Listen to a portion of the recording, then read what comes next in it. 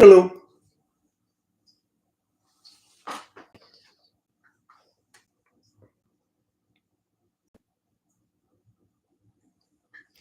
So, I would like to be known as DJ Money Flow. What up, Holmes? They were talking about money flow this morning, but we're here to talk about win loss ratios and the fallacy that it is. Hi, again. If you watch enough people on the internet, YouTube, the Instagrams, and all the TikTokers and all that stuff, right? The idea they always like to talk about their win loss ratio or the win rate. It's always 80%, 90%, 98% winners. Yeah, I'm at 3% today.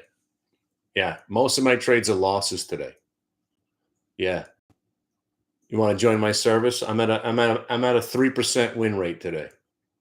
Guess what? I'm green for the day. You want to know why? Proper money management is what really matters. So I shorted Pinterest and I was up money and I wound up losing. And then I shorted Pinterest again and I was up money and I wound up losing. And then I shorted Pinterest again because I'm an idiot. And I was up money and I wound up losing, right? And then I was all upset about not catching that AMD trade. So then I bought AMD and it never broke the VWAP and then it rolled over. Loser. And then I bought SWKS. Looked like it was about to rally. Then it rolled over. Loser.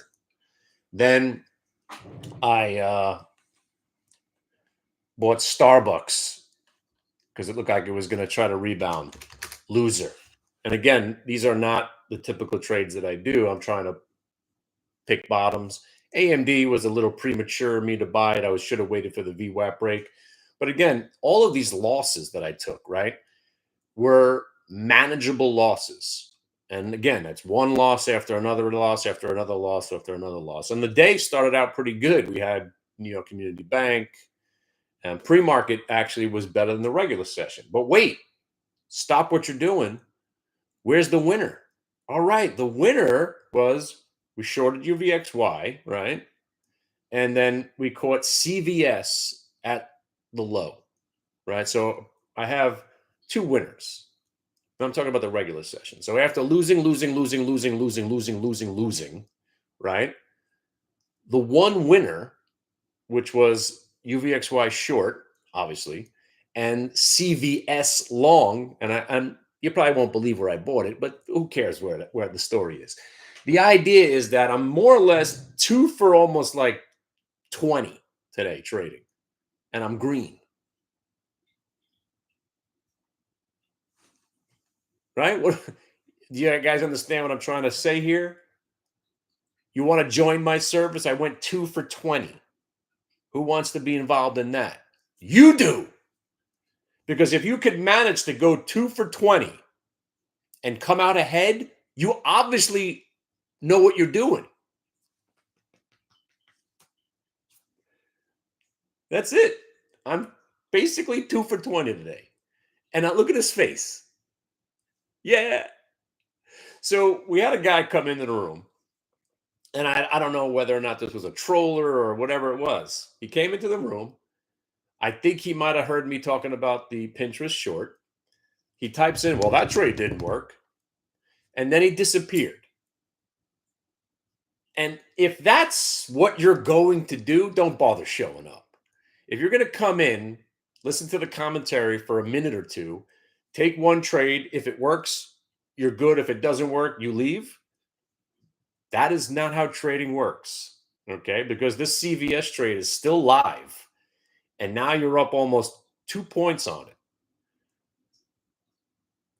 So if you would have stuck around, yeah, the Pinterest. Now, remember, the Pinterest, we were up 60 cents on it, wound up losing 20. 20 cents, a whole 20 cents. Then I was short again. I was up 20 cents and I wound up losing 10 cents. 10 cents, a whole 10 cents, yeah. And then I shorted it again at 40.08.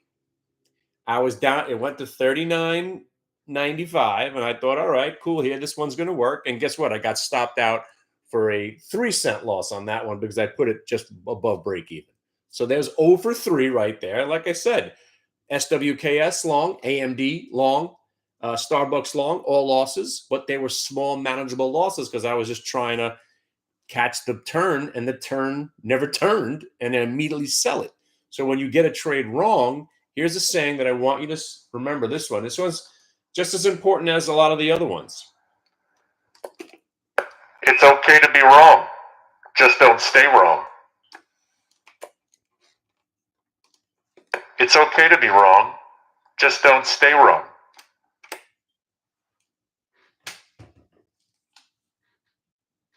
Sorry, I hate to make trading so simple, but it really is. Hey, this trade's working. Let me stay in this one. Hopefully it goes higher. Here's where I think it's going to go. Oh, no, it's going back the other direction. I guess I should sell it. Yes, that's trading. Hey, it's pulling back, but it didn't break the price from where it came back from. I guess I'm going to hold it. Yes, you're going to hold it. And that's why we're still in CVS long. I'm going to give you another one. You ready? You ready, you fucking hump? By the way, Donald Trump short was the other winner for today. I know you guys can't short it, but we know how to short it. When you can't get a stock that's hard to borrow, there's other ways that you can do it. But wait, I just saw something that was interesting. Hang on. Oh, there it is. Now, this is not typically a stock that I trade, but there's something going on. I want you to keep an eye on this one. Shimrick. SHIM. Nobody knows about it. Nobody cares. But what looked like a pump and dump, right? When the pump and dump gets dumped and then it comes back, it's interesting. And then if it gets dumped again, usually they don't come back. But then if it comes back, that's interesting. So now the more times I see a stock that looks like a pump and dump that keeps coming back, then you got to say, hey, maybe there's some legitimate buyers out there. Again, there's no volume on this thing. But another one like that is this thing STI. Every time it dumps, it comes back. So they're interesting to me. So I'm keeping my eye on them. I'm just throwing those out there. But this stock, Root, is another one.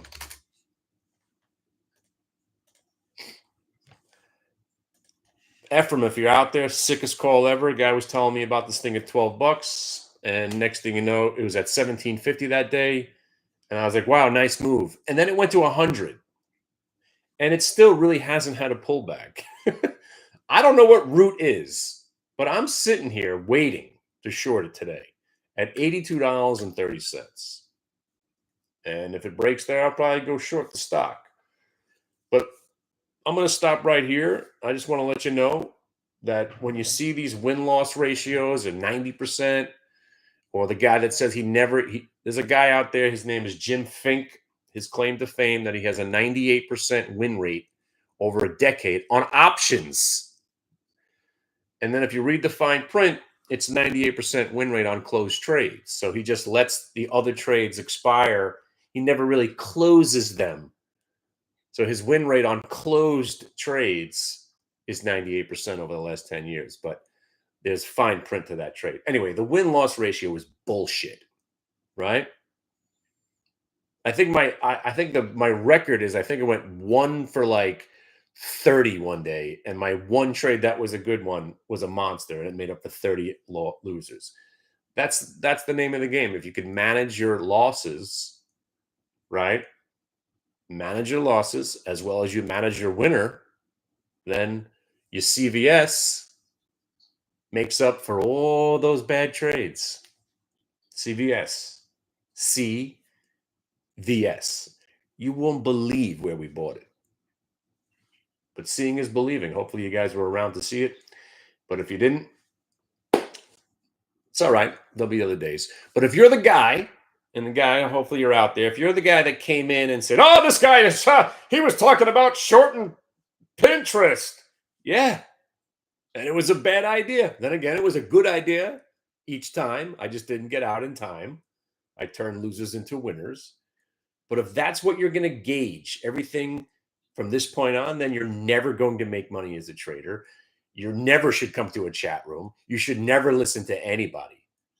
Because remember, it's not about what anybody says. It's about at the end of the day what's actually been done, right? Because, man, as soon as we were done talking about how much we liked AMD, it became a short. And then as soon as we got done talking about how it was a short, it looked like it was going to be a long. Same thing with Starbucks. It's a very aggressively volatile day, right? So I'm very proud of of how awful I was today, because right now I'm still green for the day. That could change any second now, but I had pretty much all losers, and I'm green for the day. CVS, $56, sold to you right there. 56, not selling it all, mind you. 56 is just the beginning, right? Come on. CVS. So CVS, all right.